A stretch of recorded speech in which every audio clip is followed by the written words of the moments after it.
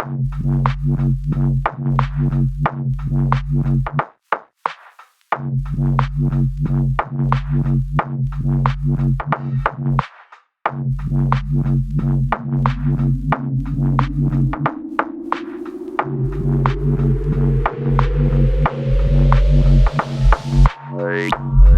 let go and let it happen. Because if you don't, you're going to be all clutched up. You're going to be constantly trying to do what can happen healthily only if you don't try.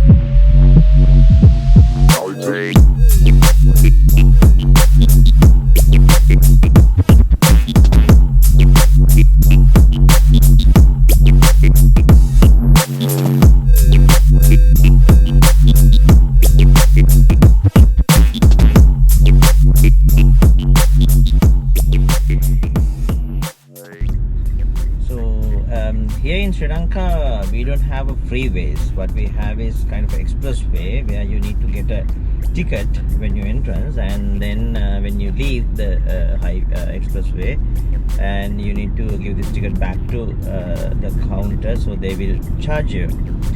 So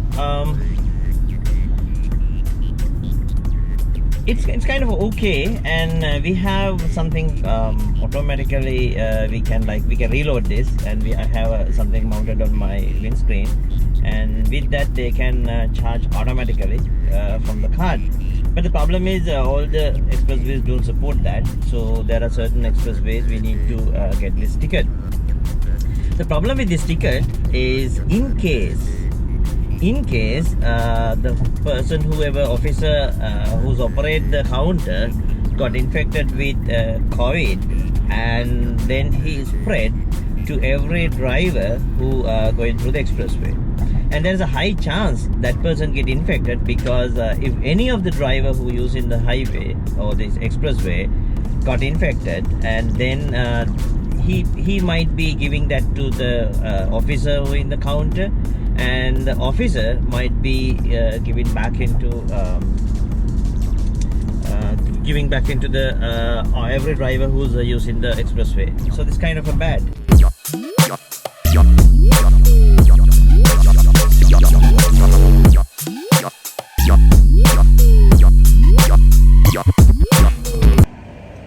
So do you have some period of your life where you're crazy busy? Like you have no idea that where the time goes, like you do work and you have tons of more to do, and you need things to focus, but you don't find a time to focus. Yeah, I spent like kind of a couple of months like that. I started work on a project where like it was a kind of a time critical project, so I couldn't spend any time to do anything extra. So now I'm getting little time back, so don't blame me saying like I always come after ages and saying okay, I'm coming back and I'm getting vanished. No, it's not like that. So actually I work on a project where it's kind of the project, like I joined in a kind of a later period of the project, like project was ran kind of a couple of years, so I had so many things to do to catch up. So that's why I couldn't find any time to do some videos for you. Anyway, I have to tell you something. Though I didn't do videos, I can see that my channel was growing, right? So thank you very much for everyone who was joined and who was subscribed. And I have something for you. So now we are in between like 9,000 and 10,000 subscribers. The moment we hit the 10,000 subscribers, I'm giving you something excited to you, right? So like most of you followed my Microservices course, and like I can see so many people grew up with that, and so many people got job from that, and so many people sending a thanks for me. Yeah, welcome. So I have something very excited to you, same as the Microservices course, but I'm going to release that as soon as we hit the 10,000 subscribers. So if you need that quick, what you need to do is share this channel and subscribe to this one, and share this channel with your friends. So get the 10,000 subscribers, you will get amazing gift where you need to spend like $300-400 to grab if you're buying for money. I'm going that free on YouTube, so stay tuned. So that's for you.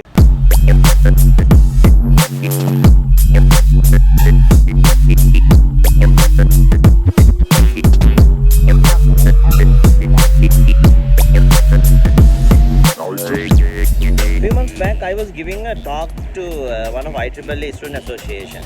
So one of the question came up through that talk: does microservice has any problem? Is it perfect one, or like can it solve all the problems? No. Microservice has a tons of problems, though do you think? And also, if you misuse that, if you do not do microservices right, you're facing tons of problems, right? So let's talk about some of those problems, like what you can face through microservices.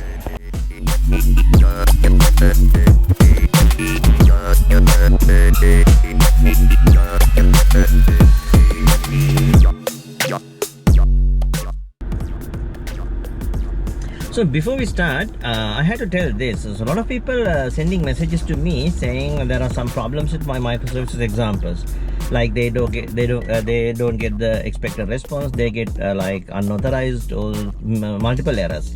So the first thing you have to do is you need to take my code. You need to clone my code and exactly create that database and try your project. Because most of the time I have seen, like, you are trying to create my client ID and a secret of the database, but you are using your own client ID and a secret to get the token. So that is the most of the cases you get the unauthorized error. Or sometimes you create your own client ID secret on the database, but you're using my client ID and secret to get the token. So those are the kind of things you get problem. So best thing you can do is you need to you need to clone my project exactly and just run that. So if that get any error, I mean that cannot get any error because it's working, and then you can compare that with your project, and then you can solve your own problem. There's other thing, there can be version updates. So since I've done like kind of a 1 year back, so there might be have some version updates, so you need to focus on that as well. Okay, so the problems with microservices. The main problem with microservices is like people don't do that properly. So microservice is something, if you don't do properly, it come and bite you back. Because you need to understand this, microservice is a architecture. It is not a technology, it's architecture. So it gives you the guideline and it tells how to do things. Always you can violate that, but you need to get ready to bear the cost of the violation. So maybe most of people get troubles with microservices just because of not microservice has a problem, not because of that architecture has a problem, but mainly you violating those basic principles. So first problem, you need to do right. If you don't do right, you get tons of thousands of problems to solve. You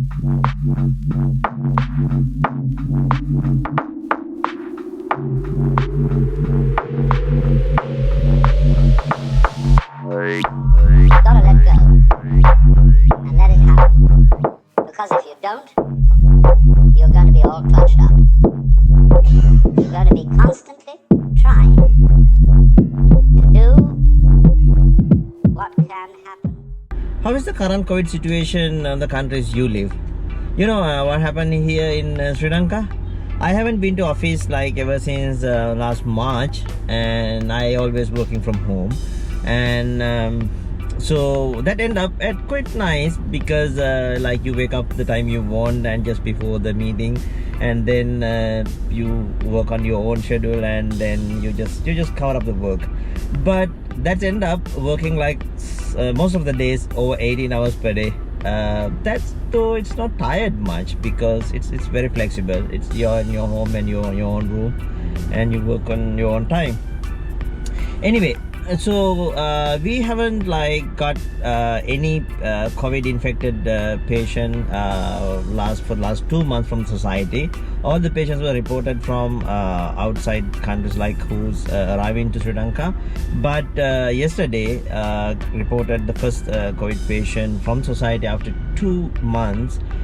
Now by like within 24 hours they found 66 other patients and like other infected people, and probably these rise again. So most of the companies started to work after COVID, so now I don't think they can continue that. Most probably they will back to home, and probably the district where I live in probably go for lockdown again, because considering the like a spread of this crazy virus. So it will be working from home again.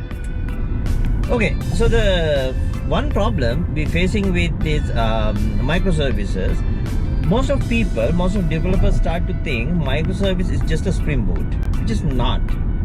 Spring Boot and microservice are very different. As I always saying, microservices is an architecture. It's not the technology. So Spring Boot is a kind of a technology. We build microservices.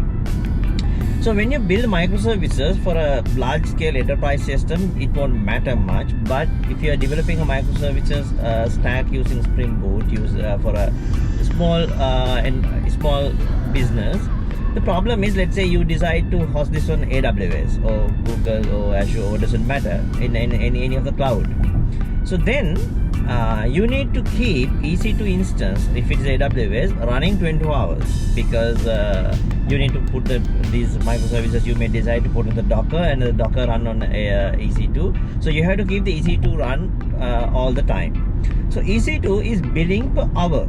Right, so when you're billing per hour, you get billed for 24 hours. So that's quite bad, because you pay for somewhere you don't use, right? You pay for something you don't use, right? You don't use this in 24 hours. But so that is a one problem with the microservices. If the way you implement, actually, it's not a problem with the microservice, the way you implement this. Because if you implement on some cloud like AWS using EC2, then you're paying some extra money.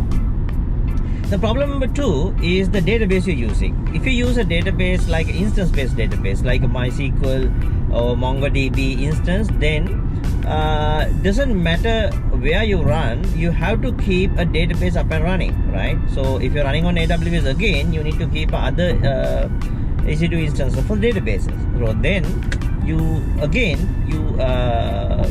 paying something you don't use, because you don't keep, you may don't run the system on 24 hours.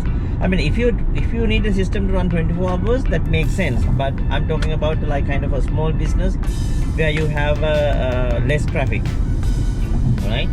Then third problem, most of the time when we implement the microservices, we build our own authorization servers, we build our own API gateways, we build our own load balancers and stuff, right? So rather we focus on the business case of development, we focus to build things, right?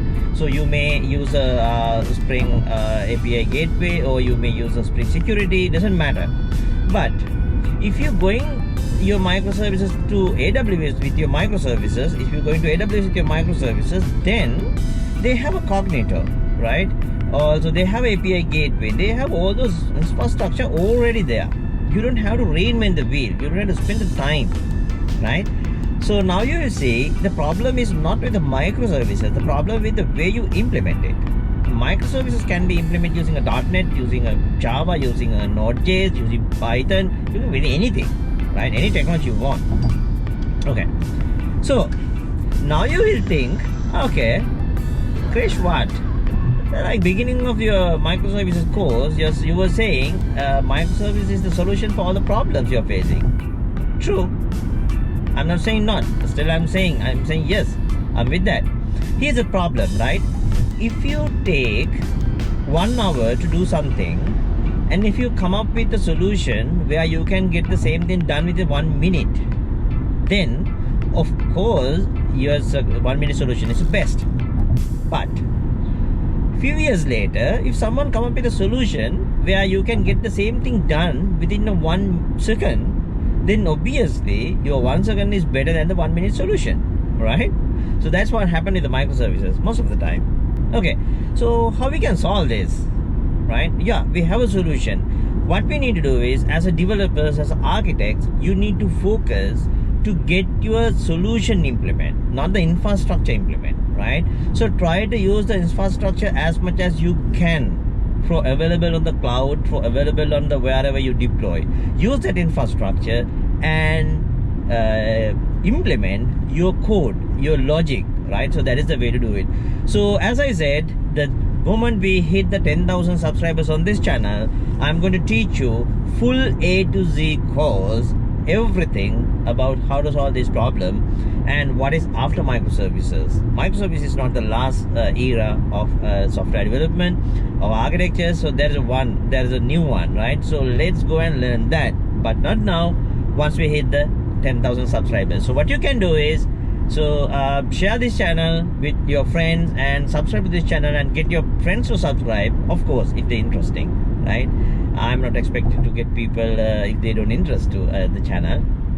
And let's see what we have to learn. So now I got the receipt. I got the ticket from the, ticket in the sense is not like penalty ticket. I got the ticket when I enter the highway. So now I'm going to pay in this counter. So you can see that there's a queue. Okay, so if I was infected, possible, right? You're talking to someone who's sitting next to you, and maybe if I was infected, now I'm giving it back to this officer. I'm not infected for sure.